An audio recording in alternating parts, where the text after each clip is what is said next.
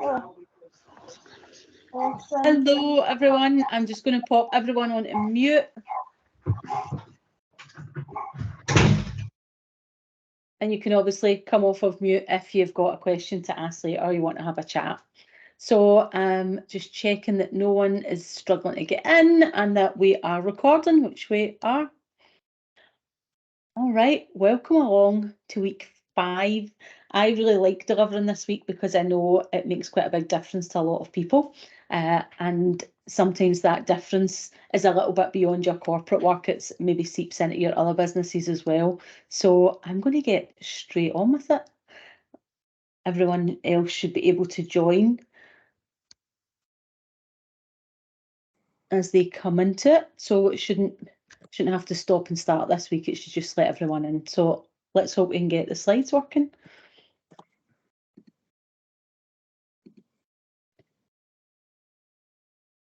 All right, so welcome to week 5 of the corporate method. This week is called Overcome Your Doubts, and it's probably fairly self-explanatory what we're going to talk about, but let's have a little bit of an overview.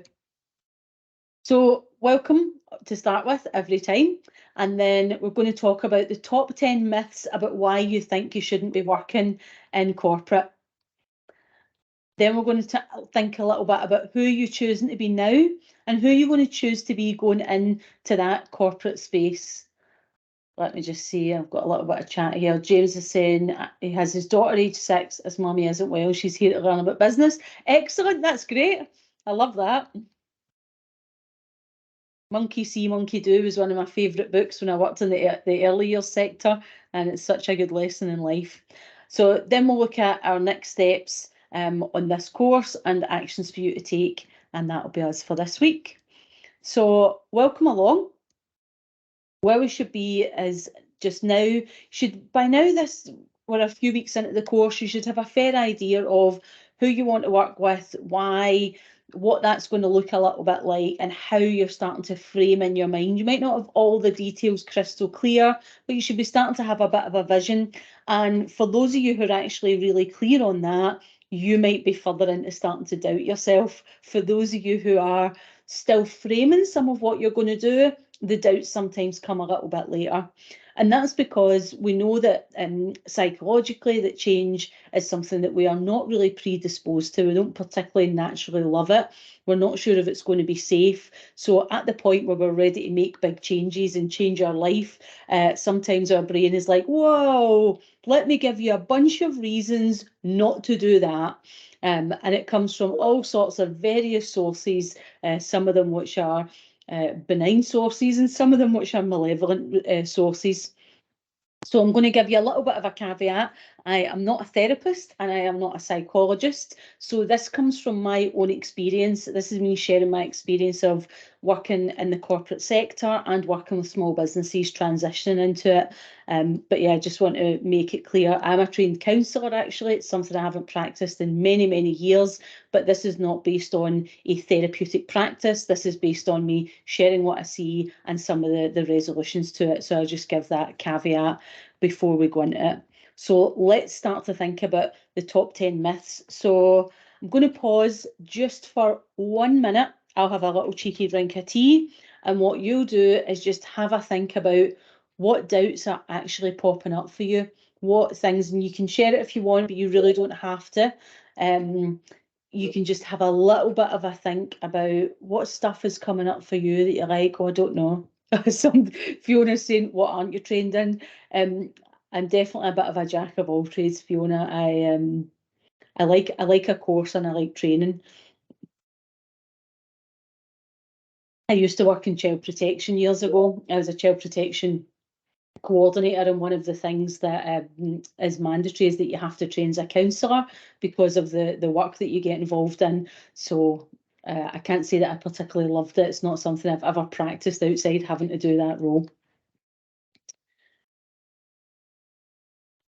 Okay, interesting. Hi, Janine. Janine, I forwarded you all the invites, so I'm glad to see that you are here. Claire, yes, we will do a week 4 live session. I'm just working with my team to get a date for that in the diary, and we'll send that out. Okay, some of the doubts coming up are definitely the ones that we're going to cover today. So let's get straight into it. So here are my personal top 10 from what I see.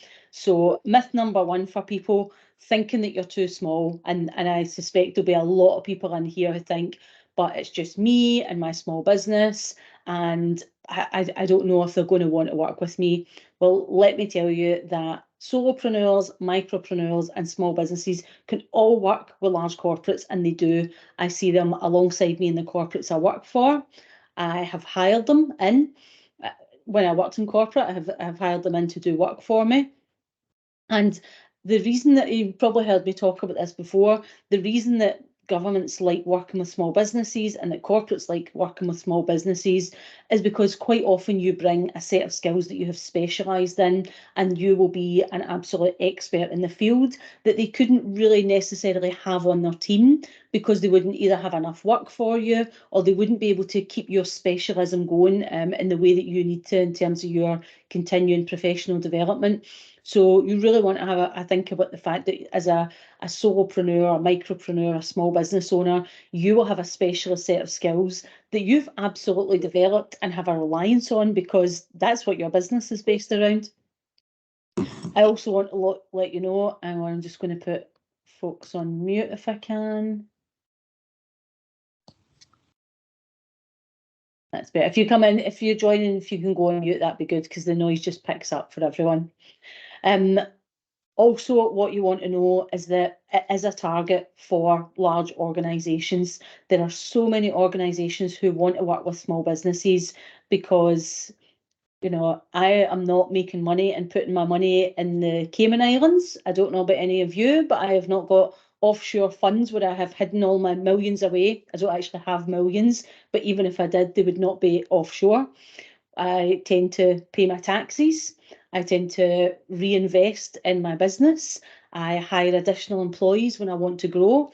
I spend money on things that enhance my business or enhance my learning. And that's what a lot of you will be doing. So it's very good business for organisations to invest in small businesses. It's very, very good economic sense. I also want you to know as well that that doesn't just apply to the government sector. In the private sector, a lot of large businesses, especially corporates who are looking to show people that they care more about the world than just about making money, whether that's true or not, you have to almost work with them to actually find that out on an individual basis. But when they want to show people that, hey, look, we do good things with our money, then actually one of the things that they can do is work with small businesses. And quite often they will either look to work with very small businesses and buy from them, or they'll look to work with small businesses locally so that they can say, oh, look who locally we work with. You'll find that in lots of people's corporate social responsibility policies or sustainability, and that is growing. That is a growing area. So you are definitely not too small. When I started this business, it's fairly big business now, but when I started the business, it was literally me and my laptop. That was all there was, and my business insurance and an email address. I did not have lots and lots of support. I did everything in the business. So if that's the stage you're at, you can definitely start from there, and then you can move forward from there. Let's look at myth number 2. So this one was one that surprised me, but I working with some one-to-one clients and some people in the free group, when I talk to them about what might put you off working with corporates, one of the things that comes up is they're like, well, I want to make the money, I want to get big orders, I want to be paid more for what I want to do, but I actually don't want to expand my business. So especially for people who've maybe come from a corporate environment or have had small businesses that have had challenges. If you've hired people, you've probably fired people, and you've had to deal with all the stuff that goes along with managing big teams. And sometimes people think, I came out of corporate, or I'm changing the way my small business operates because I don't want to have a huge team. I don't want to spend all my time managing people issues. I don't want to have big offices and huge overheads. We'll talk about VAT separately in a minute, because sometimes people don't want to be VAT registered. But sometimes what people think is, I'm happy being a small business. I know how much I want to make. I can see that that's plenty for me. But I feel like once I get into this corporate work, suddenly I'll get these big orders and I'll be expected to grow my business. And what I'm going to say is, if you do want to grow your business, then moving into a corporate environment is a good way to do it. You can do it in a number of ways that you grow without having to have lots of employees. So I have a very small core team who work in my organisation, and I work with lots of associates. I'm just going to pop people onto mute.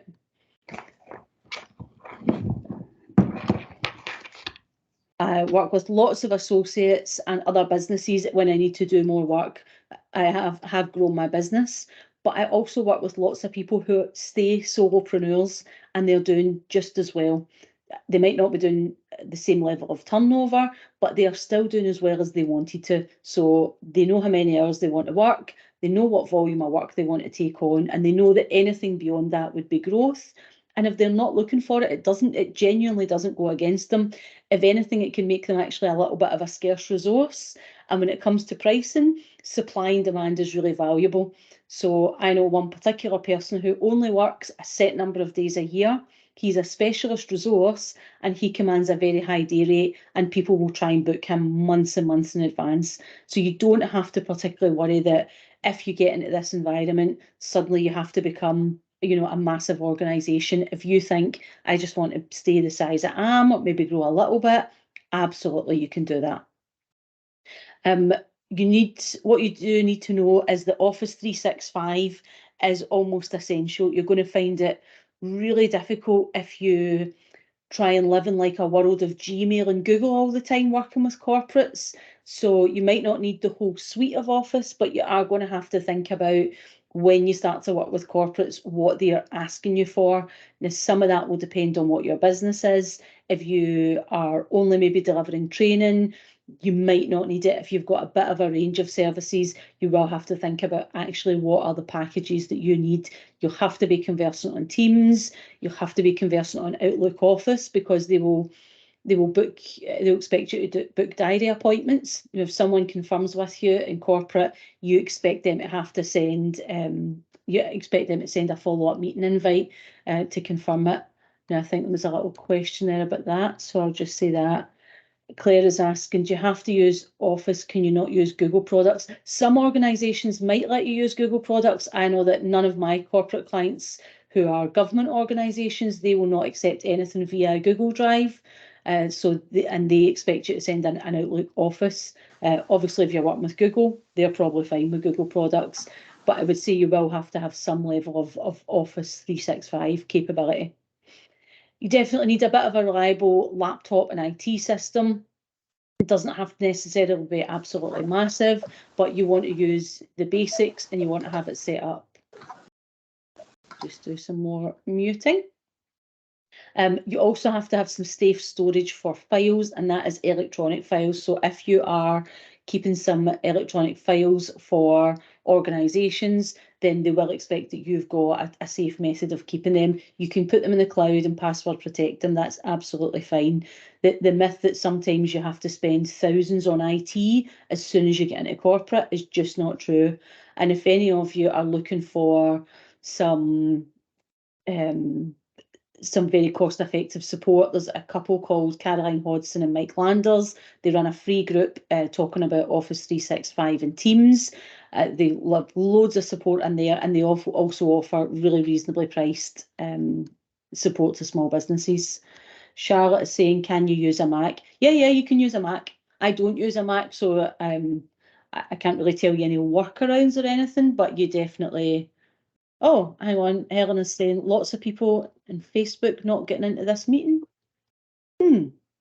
Yes, Fiona, I'll put the name of that in the chat. Let me just quickly check what's happening, that people cannot get in to this meeting. Did anyone here have a problem getting in? No, just click the link.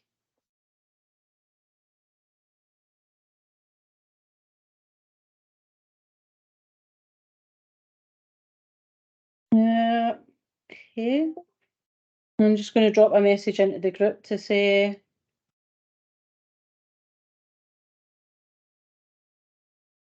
if they can ask to join. We're all in here.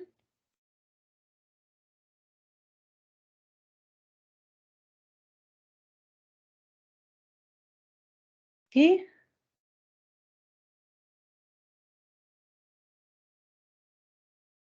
What I will say is, if anyone is in the group who membership has expired, I don't think that applies to anyone I see putting a comment in. If your membership is expired, the link should also expire because we've set it up that way normally. So yeah, you don't have to go and spend thousands on IT, but you do have to make sure that you've just got things sort of set up properly. And I will also make sure that I put that link in for Mike.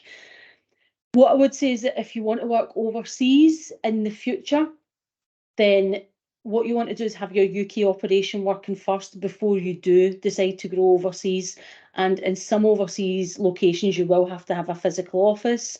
In the UK, you don't have to have a physical office to work with corporates. And other countries, if you want to know, kind of ask me. But generally, that's for if you're expanding. In the UK, definitely don't need an office anymore. And you don't need an office if you wanted to expand into the UK from elsewhere. So, myth number 3, and I definitely seen this when people were looking at putting their earlier comments in. Myth number 3 is that they're not going to want you. And if any of you have watched Brené Brown talking about vulnerability, that goes to some of our deepest fears about being rejected from a tribe. We are tribal people. We're used to living in social groups, and the biggest fear that we have is suddenly we're rejected by a bunch of people who put us on the outside of the social group and the tribe, and then suddenly we don't actually have a way of surviving anymore. So that's a really deep-rooted and reasonable fear, and even the most confident of people will at times think, will have a nervousness around that level of rejection. What I want to remind you of is that they do want you because they have targets to meet that they are not meeting. They are not getting anywhere near their targets to work with small businesses. Even the private sector clients who are doing the best are still probably about 20% shy of actually meeting their 30% spend on small businesses. That's huge. And people who work in corporate tend to be quite target and number driven, and it becomes very, very disappointing for them that they are not meeting these targets. So they absolutely do want you. What they also want you for are your skills, not just to meet those targets of, hey, we want to look like we're doing a good thing by working with small businesses, or hey, we want to meet government policy targets to spend £1.03 with every small business or with small businesses. They actually want you because when you run a big organisation, a big corporate organisation, we're talking into the tens of thousands here, every single thing that you need in that corporate organisation, you make 3 choices constantly. And anytime you've got new objectives or new plans, you sit down, you figure out 1 of 3 things.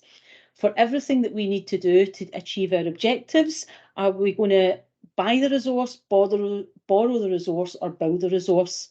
Now, if they're going to build the resource, that means they're going to recruit people in-house, they're going to train them up to the level of competency, then they're going to keep them at that competency level all the time or above, and that's how they build a resource. Very, very expensive, adds to their OPEX, which is their operating cost, means they have to employ those people kind of in perpetuity, pay pension schemes for them, holidays, very expensive way of doing business. You only really employ people and build that resource when you know this is something we will always have to do as a business. So this will always be part of our core business. That's generally what you build. When you borrow, you are either seconding people in, or you are using people in your organisation to maybe come over and pick up a particular skill for a period of time and implement it. And when you buy, you are going out to the market and you're saying, bring me in the skills that I need to meet this objective or do this piece of work because I need to solve this business problem. And that links back to, remember those business scorecards that we looked at, the balanced scorecards with all the problems on it. So when they link it to that and think, okay, we need to buy that in, they don't necessarily want to create a whole host of employees, a whole host of all the stuff that I talked about that goes with it, competence management, learning, and deploying that. Sometimes they just want to be able to come to the market and say, we need help to fix this problem. Can we exchange cash for it? And you come in and do it for us. So at a strategic level, they're already deciding, if they don't employ people, that they are going to come to the market and buy it. And for a lot of you, that is where you will come in, for a lot of you. Remember that they also want you because of supplier fatigue. And I actually had a conversation with someone just before I went off on holiday about this. because they had approached us and said, do you know anyone who does X particular thing? It's not something we as a company do. So I had looked around and suggested a few names. And they were saying, well, this particular big organisation, they're one of the biggest buyers in the UK in the public sector. And they were saying, well, we're actually running out of resource because basically they have supplier fatigue. They have bought the solution. This is it in the wellbeing space. They have bought every solution that their current suppliers have, and now they've just kind of run out of stuff to do. So because they have such a big workforce who are working very, very difficult circumstances, they've kind of run the whole gamut of this is all the well-being stuff we could have.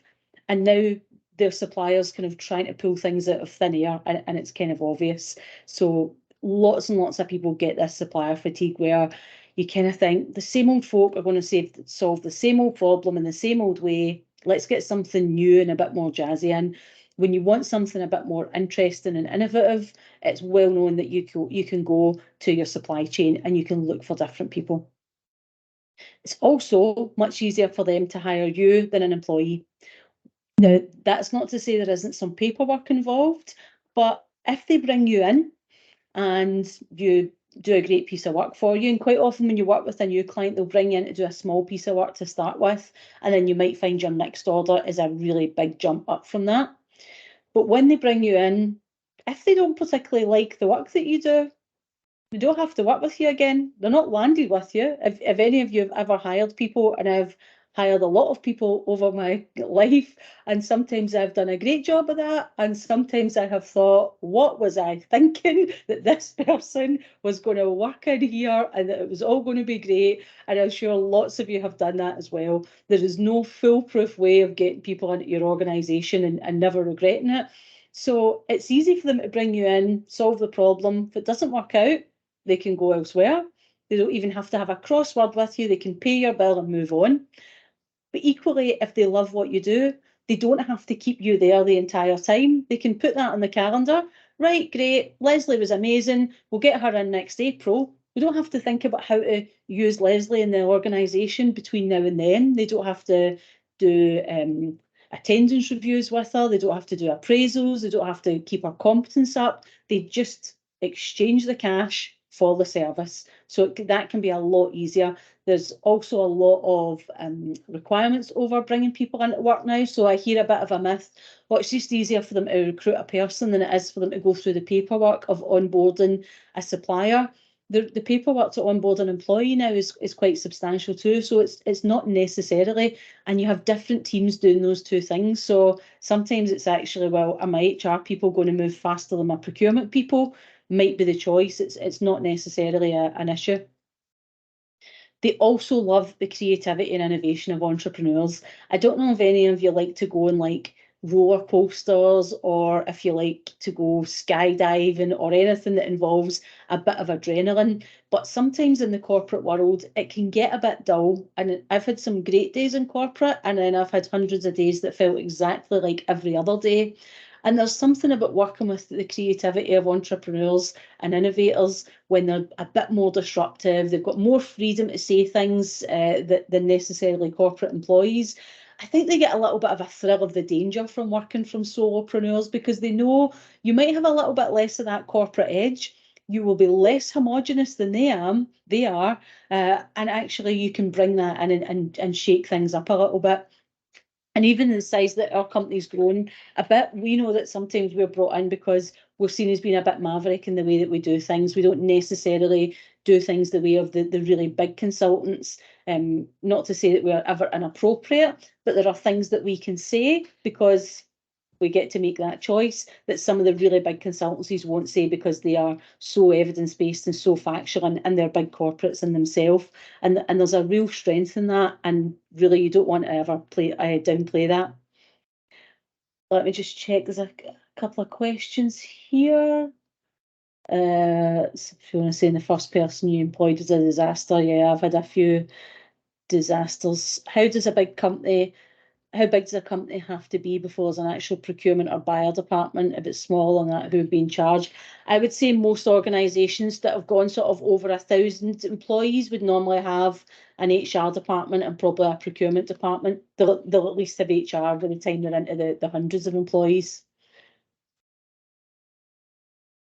Okay, and if you still don't think they want you, let's have a look at myth number 4. That you're not good enough. There has got to be, every one of us at some point has looked at a piece of corporate work or looked at something that we thought, I should go for that. And then that little seed has sprouted and thought, really? You? Me? Am I the person that's going to put myself forward? I don't think anyone in the world, you've maybe heard me say this before, I don't think anyone in the world who's not a psychopath has never doubted themselves. And you've probably all worked with people who you think they never ever stop to listen to anyone else. They never question their own ideas. They never listen to anyone else's. They just carry on regardless without ever thinking that they might have got this wrong. Those people tend to be sometimes CEOs, sometimes psychopaths, and generally horrid to work around, because that unquestioning piece is not good, because none of us have got the cognitive diversity of a team brain, and we need that. So we never want to be in that space where we never doubt ourselves. I'm not saying we want to move to a space where we dismiss all reality and think I am flawless, but what I do want you to remember is that you are pretty awesome. You're already running your own business that you created out of your own brain. You started it up, you're doing all the things you need it, you're moving now into working in a corporate field, and some of you already are, and you're looking to now make this run on repeat. So I think sometimes we can get caught up in the corporate, the entrepreneurial world of the next idea, the next thing, looking at people around who've gone from zero to gazillionaire overnight, which probably actually took them 25 years, and think that we're not in that space. But actually, the fact that you're out putting yourself out there doing it, it takes an incredible amount of bravery to say, I'm just going to generate my own income, and I'm going to generate the income for other people, run my own business. For a lot of you, you'll also be running your own household. You are managing so much risk on a daily basis in your business as well. And the thing that corporates know is they understand what that's like to make big risk-based decisions. And in a corporate environment, they very often actually have boards, committees, whole groups of people to help make those risk-based decisions. The fact that quite often the buck stops with you and you get to make that decision, or that you have to make that decision, don't underestimate actually how valuable that is to people in corporate environments as a perspective, because they know that that actually takes a lot of mental agility, a lot of bravery, and actually a lot of critical thinking. You also are almost certainly more resilient than you know. And I think resilience is like confidence, isn't it? It can be at its absolute peak when things are going really well for us, and we just know we're in a great place. We're having those days where we feel like we could part the Red Sea or conduct any miracles. And then a few things happen in our personal life or our health, and we have other things going around, and suddenly you think, oh, this is not a good day for me, and your resilience and your confidence can dip a bit lower. The thing that I know about people in business is that they are very used to pulling themselves back up from that, and they are very used to managing that as an ongoing thing. Just have a quick drink here.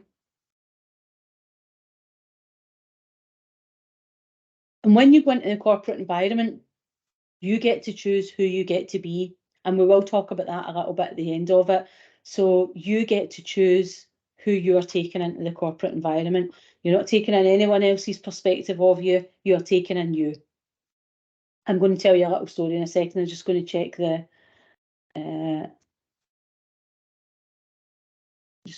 the questions.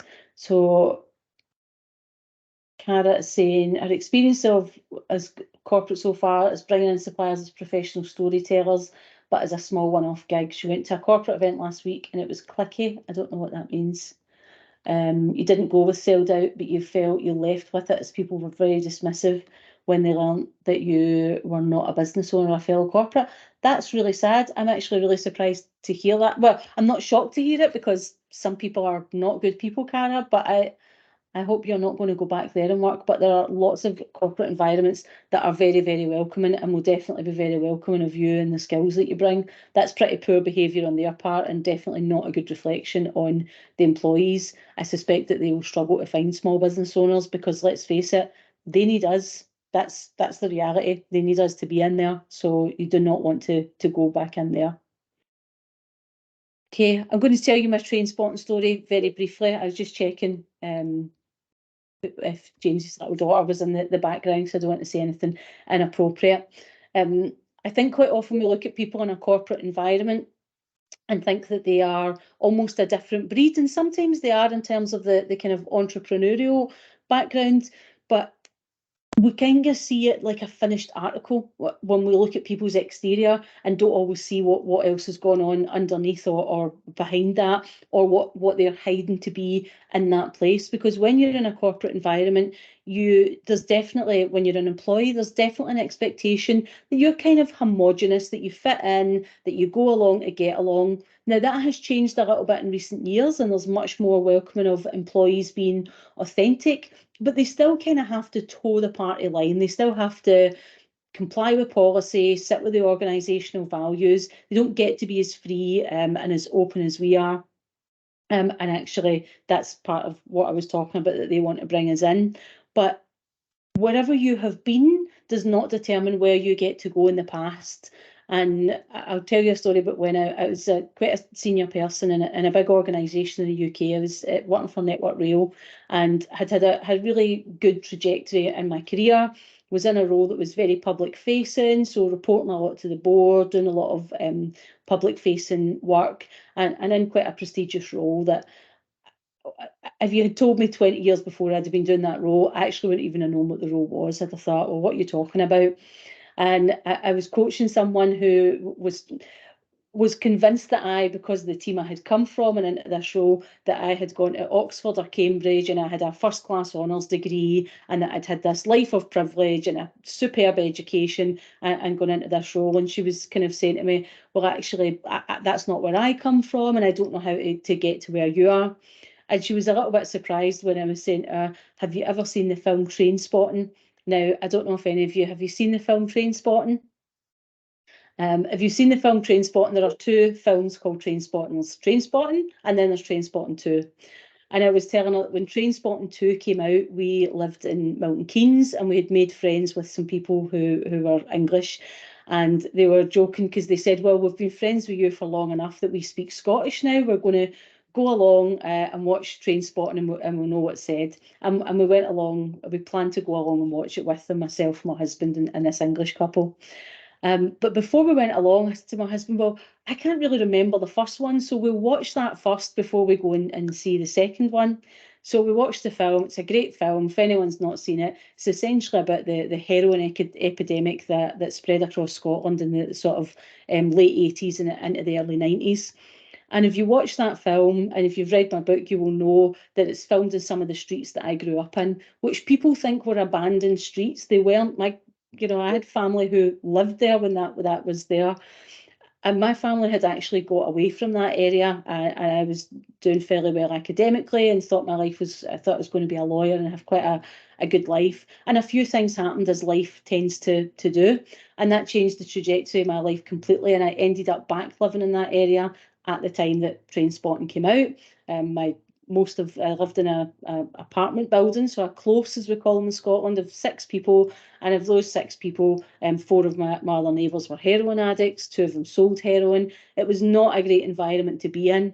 When I watched the film back many years later, my life having changed, I was really emotional watching it. And my husband was quite surprised because he's from Glasgow too, and it's like, well, why are you so upset watching it? And I said, because that actually used to be my life and I was not into taking heroin. I said, but that was like a documentary of actually when I lived there, where I was 19 and pregnant and thinking this was not how I thought my life would pan out. I thought I was going to go to university. I thought I was going to make something of myself. And here I am, pregnant teenager, living in a heroin epidemic, going to funerals of people I went to school with who are dying young. It was hideous. It was also, I'm not saying that film was when I changed my life. It took a little bit longer.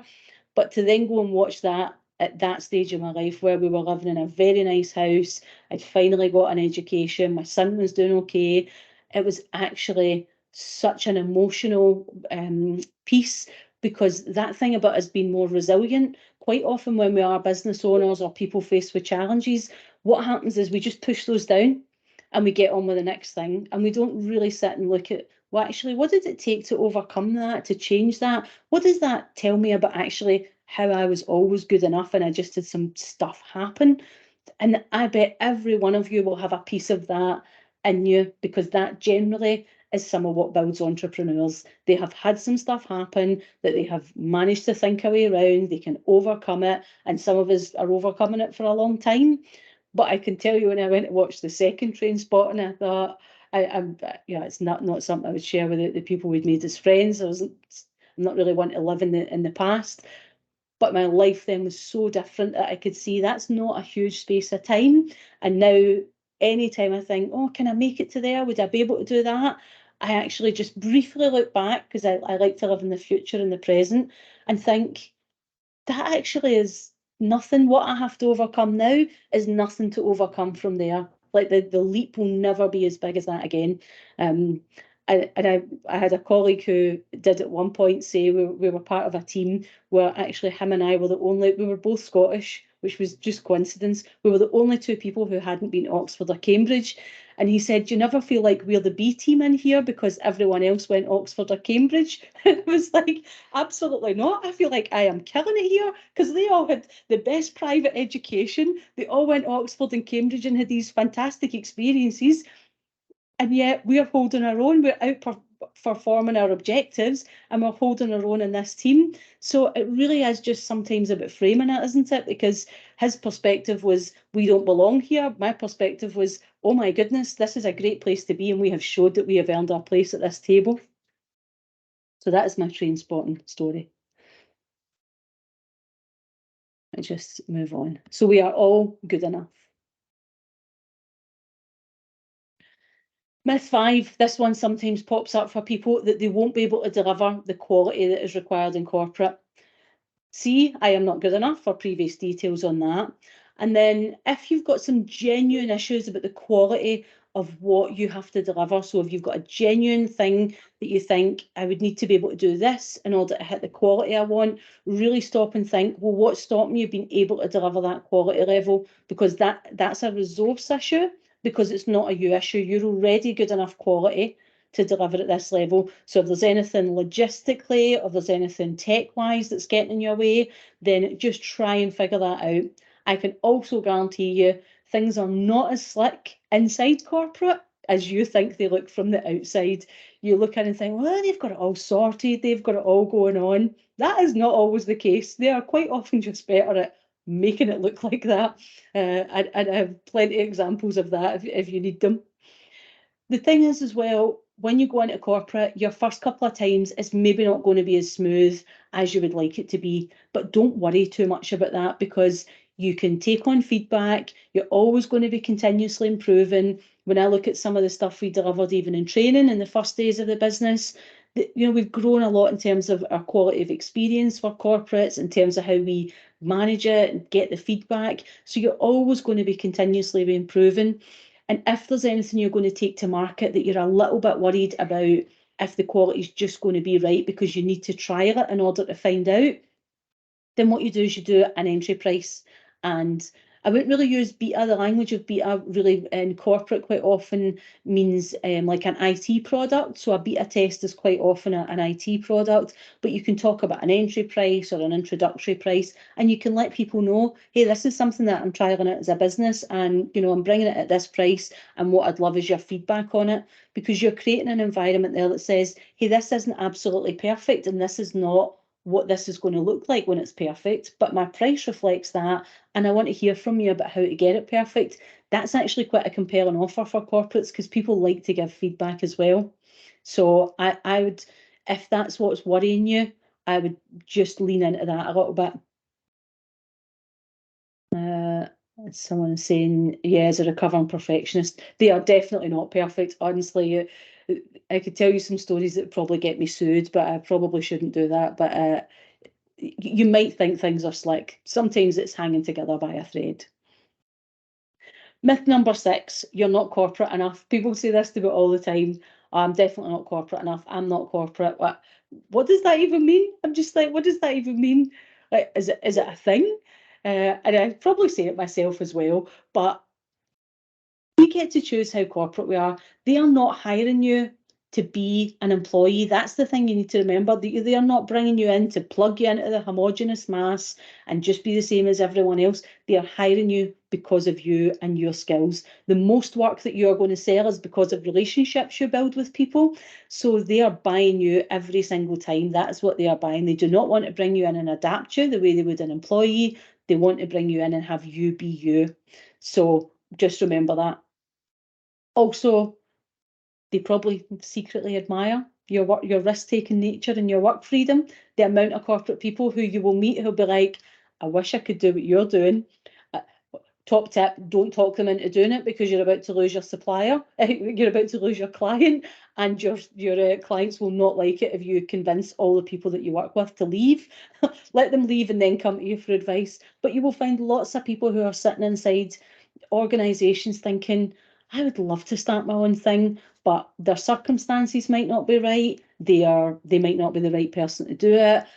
They just might not be in the right headspace to do it. So you'll find that there's a lot of people who actually aren't measuring you up against them as a corporate entity. They're measuring themselves up against you as someone who's creative and entrepreneurial and risk-taking and adventurous and living the life that they want. And they will definitely have a rose-tinted idea of what being a business owner is like, because some of my old corporate pals who've worked in corporate jobs their whole life are like, it must be amazing, you just take as much time off as you want. I'm like, yeah, it's amazing. And when I'm not working, I'm not getting paid. It's absolutely astounding. I could take 52 weeks off and earn nothing.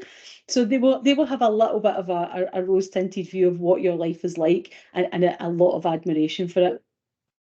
Also remember that you don't necessarily have to be corporate. You have to be professional, you have to be customer focused, you have to learn enough about their organisation that what you say is relevant and what you deliver is relevant, but you don't have to learn every one of their policies inside out, upside down and back to front. You can have gaps in your knowledge and you just be open about it. You will get away with having gaps if you're open about them. If you say, I'm sorry, I don't understand that part of your organisation, or I'm not aware of this policy, if you try and blag it, they will know it better than you, and that's where you'll fall over. Let me just check some questions here. So Fiona's saying, surely companies don't want to be guinea pigs, they want the finished product. It depends on what you're selling, Fiona. So we're currently running a pilot that we've been running with an organisation. And it's not been a problem. It's probably the 4th pilot we've run. We've run some coaching and mentoring services as a pilot, which actually when we roll it out will be pretty much exactly the same as it was when we put it in the pilot. We've not changed anything, but because we wanted to have that flexibility and freedom of saying that we're not sure this is how we'll deliver it all the time, we put it out there as a pilot, and we gave them a bit of a discount. So it does depend.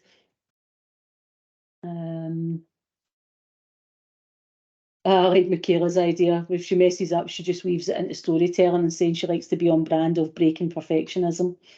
Hannah's saying, is that the same if you're going in as a luxury offering? It depends on if it's a product and it's a luxury offering, you can't really offer an introductory price and have a problem with it. If it's a service, it's Hannah Love. If it's a service, Hannah, you can still offer an introductory price and admit you aren't perfectly set up. You don't have to say you're not perfectly set up. You just might want to say, I'm bringing this to the corporate market for the first time after years of doing it with consumers. So there may be some adaptations we make, and therefore we're offering an introductory price, and we'd love some feedback for you. When we first started doing executive coaching, one of the things I did is gave people a discount on the rate on the condition that they gave us feedback on what the coaching service was for them. It wasn't a huge discount, but it just kind of created that. And Leslie saying when she was in corporate years ago, she remember thinking, I wish I could leave and do my own thing. Yeah, you'll find a lot of people they'll be measuring themselves against you, not the other way around. Some people in corporate are a little bit scared of entrepreneurs,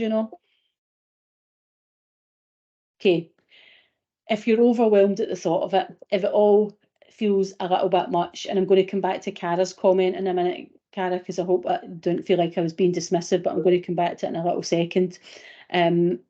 Have a little bit of a think about what is scaring you. Now, like I say, I'm not a psychologist. I'm not going to get into really deep stuff here, but have a little bit of a think about what is it that's actually overwhelming you and getting in the way.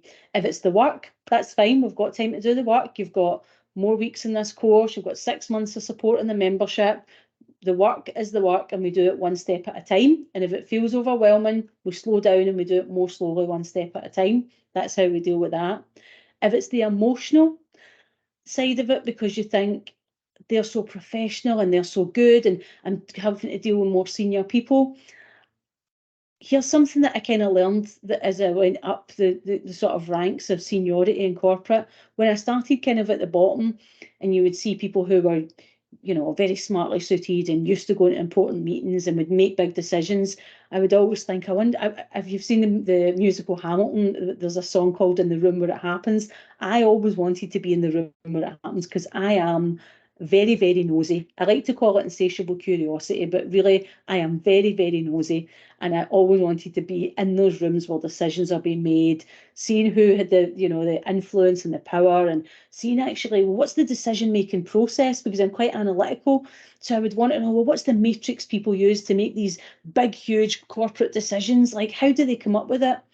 And eventually the time came that I got into those rooms and I realised they're all just talking about stuff and winging it the same as we are in all the other rooms and tables. Yeah, there might have been a little bit more structure now and then, but everybody was just human. People had the same doubts, the same fears, the same worries, all the same dynamics of interrelationships were exactly the same. People trying to position themselves, other people trying to, form alliances. It was exactly the same. Human behaviour is the same at every tier of an organisation and in every part of an organisation, regardless of the seniority. So I think you should just walk in and walk in like you own the place, because the difference that I noticed was the people who were in those senior rooms, they walked in there with the same level of doubt of everyone else, but they walked in there like they had the right to sit there, that they were absolutely entitled to be there, and they never doubted it. They might have doubted it in their mind, but it never looked like it. And actually, until I felt like I belonged, I just used to watch and think, I'm just going to wander right in there, sit where I want. I'm going to say my opinion, and it's going to be what it is now. Not saying it be impolite, but I just started to take my place at the table, because I realised that's actually what people who are doing this successfully do. They're not necessarily any smarter, any more powerful, or they're not any different from me. They're still making mistakes, but they're just willing to put themselves out there and do it. I'm going to tell you a little bit about going into pitching, because next week we'll be really working on the strategy for what it is that's going to work for you. Is it going to be bidding on tenders? Is it going to be getting in front of people? Is it going to be being at events? So we're going to really get into that. And what I want you to know is that at times, whatever the way that you are putting yourself across to corporates, you will have a big rush sometimes of fear. And that will be basically adrenaline.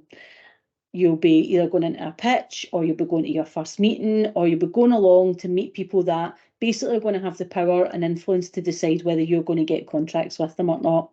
And it's a little bit like going for an interview. The thing that I'm going to give you a little tip for is you cannot avoid that, because that's our body's response to that fear happening, to the excitement. So when it arrives, and you'll feel it in different places. I know that when it's like real nerves, I will feel it in my stomach. Stress, I will feel like up here. But when it's like that, oh my goodness, I've got to go on stage and speak to 2,000 people, or which is worse because we all have our different things. I have to go into a room with 4 people and pitch to them the work. Like whatever one it is that gets you the biggest fear, I know that's all going to rush into my stomach. Within about 15 minutes of them opening that door, that is going to happen. I know I'm going to feel warm. I'm going to start to feel the old tingling in the hair, and I'm going to feel like my stomach churning. And the thing is, we can kind of trick our bodies, because they don't necessarily know whether it's excitement or whether it's fear. So the thing is that I have this little narrative that as soon as I feel it, I think, oh, great, that's exactly what I need. That's all the adrenaline that I need coming to go in there and have all the energy and enthusiasm I need to let them know how much I want to work with them, to let them know how much I care about it. because all the work I do is work I care about. I don't do any work that I'm not interested in. So I know that that's a narrative that really works for me. I'm just like, great, it's coming. This is what I use. Now, it's taken me a while to be able to trick my brain, because at first my brain was like, you're lying, you're just terrified. But after enough times of retelling it, I can now convince myself that's what that energy is. Now, you will have a different response potentially from me, but what you can do now is think about, where are those occasions and how has that happened for you? And then start to plan what your response is going to be. So if you know what it is that's going to get in your way, start to think about, well, actually, how can I respond to that in a different way? How can I prepare for that in a different way? And just start to do it. Okay, I'm going to come back to some of these comments. I'm just conscious of watching for time. If I miss any of these comments, I'll go and have a look at them, because I think there's a couple of questions in here. Someone's saying that's the gut brain connection, hard at work. Oh yeah, Joe, that's I didn't actually know there was a connection between gut and brain until recently. I don't know if it was your website I was looking on and read it. Okay, myth number 8, you don't know what to charge. This one gets everyone. And let me tell you, I'm writing a proposal for a piece of work this week and I don't know what to charge. I'm kind of like, it's somewhere between 5,000 and 60,000, and that's a very broad range, because I don't really know how much work they want us to do. I don't really know how much they want to pay. And the reality is, sometimes you just got to work through it. We will figure it out as we go. Sometimes we'll get it right, sometimes we'll get it wrong. What you do want to do is maybe keep a spreadsheet or Trello or whatever it is, and start to keep a record of the pricing that you're doing, the ones you lose, the ones you miss. And if you ever lose out on something, ask them, was pricing a problem? And ask them to give you some feedback, because quite often they will. The way we deal with pricing is by research. So look at what your competitors are charging. Look at tenders that are being won. So if you do something really novel, this won't work for you. But if you do something that other people sell, look for tenders that are awarded. Look at the amount awarded and the amount of work, and you can kind of reverse engineer what they're paying for it. You can quite often get some good market reports from local business organisations that are funded by local authorities. Some of it, again, is by trial and error. So you can always post in the group and ask me if I know prices that I'm allowed to share. I'll tell you. If I don't, I'll tell you I'm not sure. It's maybe in this range. But sometimes you do just have to work through it. I've put a module in about pricing to tell you, basically thinking about what your market position is. But sometimes you just have to work through it and try. I know I've won work that I should have charged more for, but I've also lost out on work that I think, do you know what, I had to bid too low for that, and I don't want it. I take the view we should always be happy to lose work that was below the rate that we are prepared to work for, because we do not want to work for less than our market rate. Not less than we are worth, because remember, in the corporate market, no one is paying what they believe you are worth. They are paying the market rate based on supply and demand. It is not connected in any way to your personal worth. It's not connected to what they think of you, how you presented yourself. None of it is that. It is all, and I know a lot of us are in here have other businesses where there is a bit of that goes on, but in the corporate world, you are being paid based on the market rate. If you are really good and you've got a very rare resource, you're going to get paid more. If you are in a very, very crowded market and you're kind of average and that's where you've positioned yourself, you're going to get paid an average fee. I mean, that, don't get me wrong, that can still be a decent amount of money. I'm just going to check, someone asked a very good question there. How do you figure out the market rate? You figure it out in a couple of ways. You look at what other people are charging, but don't get distracted by it if you're slightly different. You can ask clients how much they're paying for things, and you can look at what's been awarded in tenders. You can usually get some market research surveys as well. Yeah, Helen's got a great piece. Helen does a lot of good work with corporates, and she's often asking people, do they have a guide budget available? If you're doing certain work, they'll be able to tell you that they have got benchmarked rates. So benchmark means they've compared it across their industry. So sometimes they'll actually say, or a benchmark rate for this type of service or this type of training is X. So it's always worth asking them, because they will know what they pay. Okay, myth number 9. Sometimes people hated working in corporate and they don't want to go back. Let me tell you, working in corporate as a supplier is really different from working in corporate as an employee. But really think about if this is getting in your way, and I hope I don't see it in anyone here's messaging, but I see it sometimes in people's messaging. They're like, I had this terrible experience in corporate. I hate corporate. I hate the people and everything about it. And then they'll come to me and say, I can't get any corporate work. Do you know why? I'm like, yes, it's all that stuff you've got. They've read it. But think about what were the bits that you didn't like, and really think about, was it really the time commitment, or was it really a person, or was it something organisationally? Because that information is really useful to you, because once you know what caused it, who caused it, then it might be about the values alignment.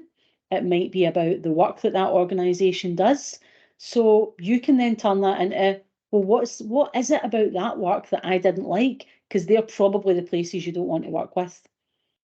And then you can think about, well, where are the places that have the things I did like? And some of the clients that I've worked for as employees that I did not have a great experience as an employee, I've actually had a really good experience as a supplier to them. So it's such a different perspective. There's another organisation that I've worked very closely with that actually treat their suppliers terribly. So I don't work with them because I don't particularly want them treating me or my staff or any of my associates that way. But bad employers don't always make bad clients. And I want to just say one thing that's really important. I speak to lots of people who are in wellness and they only want to work with really good organisations who really care about people. And I totally get that. I absolutely get that you want to work with companies that represent your values. But here's what I would say. Remember that in the bad employers that you don't want to work with, there are really good people in there too who also need your help. And sometimes those people need you even more than in the good employers. So if you're kind of ruling out the places that you think, well, no, they don't really work for me, think about actually the value you might bring to individuals who actually your help might be the thing that gives them the power or the resilience or just enough rest for their brain to actually be able to leave. So it's just something to consider that I'm not saying you all have to go and do it, but maybe don't always rule people out. You might also be able to help people because you bring a perspective that you were in. And I do always put a little note here, you can't use it as therapy, but you knew that already. So myth number 10 is that the market is already too crowded. And somebody, Tipsy was putting a message in the Facebook group today saying, someone was saying corporates don't want to spend on well-being. And not everyone here is doing well-being, but I can tell you that the on-target spend for corporate well-being globally is about to hit 55 billion this year. That's dollars, $55 billion globally. It was 53, I think, last year, or 52.3, something like that. This year on wellbeing, they're about to spend $55 billion globally. Now, I know none of you can cope with a $55 billion order. I would not cope with that myself, but that is a huge, huge spend. The markets are not too crowded. There are some markets that are busier than others, but most of the markets are not too crowded with small businesses, remember. So even if those of you who are doing something where you know there's a lot of big organisations doing it, or there's other people who are bigger than me doing it, but they are not helping those organisations meet their small business targets. They are not necessarily bringing in anything innovative. So the market is not too crowded for anything that anyone here is doing. So just remember, if it was, then everyone would have met their £1.03 or all their local working targets, and I would be out of business, which would be great because we would already have full order books, full pipelines. All these organisations would be reporting back to government, hey, we're spending more than £1.03. All the big corporate organisations would already be starting to be more entrepreneurial and more creative because they would have access to us. That's not the case, and it's a long way from being the case. So it is absolutely, most definitely not too crowded.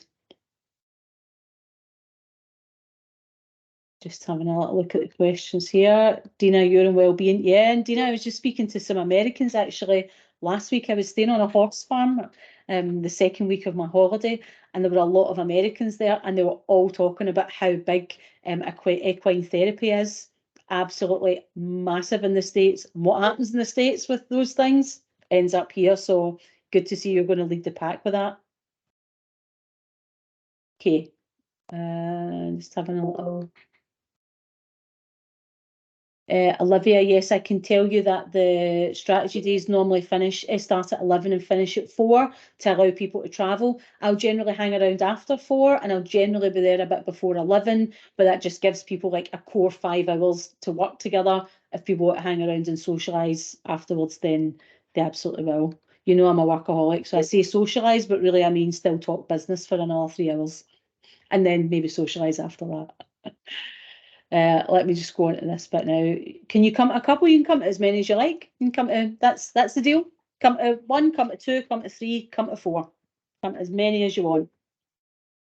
And the dates and venues are in Kartra, and I've posted it on Facebook as well. We're just finalising them. So just as we finish up here, I won't let us run too late. I want you just to remember that any boundaries that you imagine that you have are just that. They are imaginary. The things that you think you cannot do, cannot achieve, that's in there from somebody else, from an external source. You absolutely have no boundaries of what you can achieve. If you want to achieve in corporate a sustainable pipeline, then that's absolutely for you.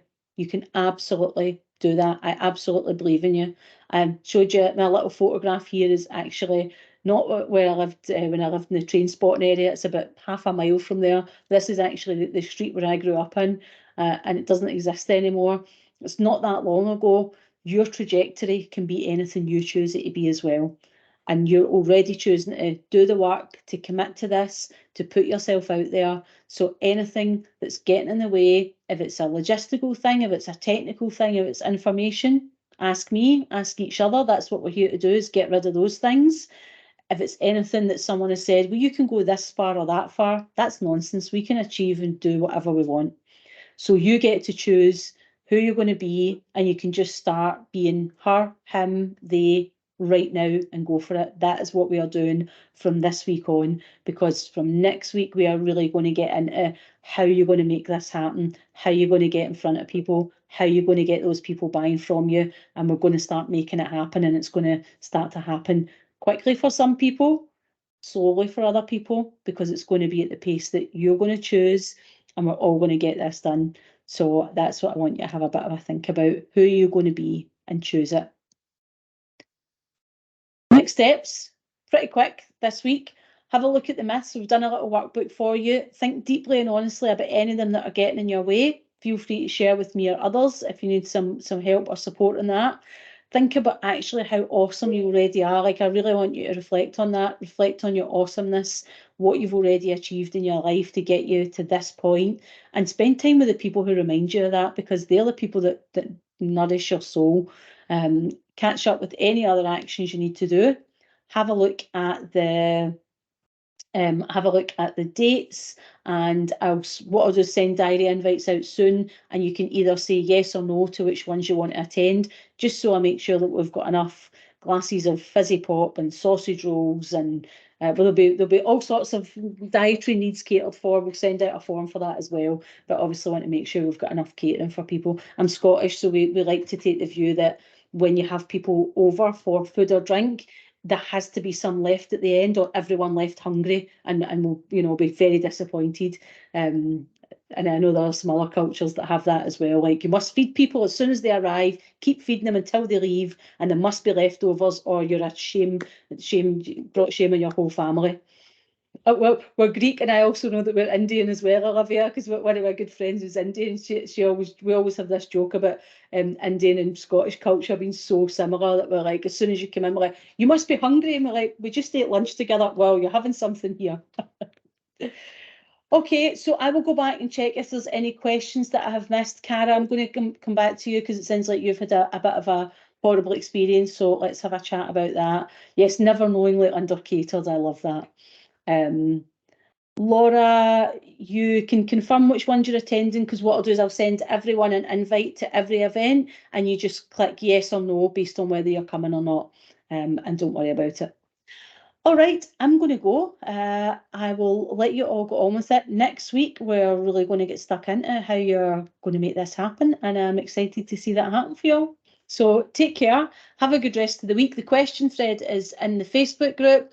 Pop all your questions on, and we'll do them all on Wednesday. I think Q&A is this week, and I'll see you all soon.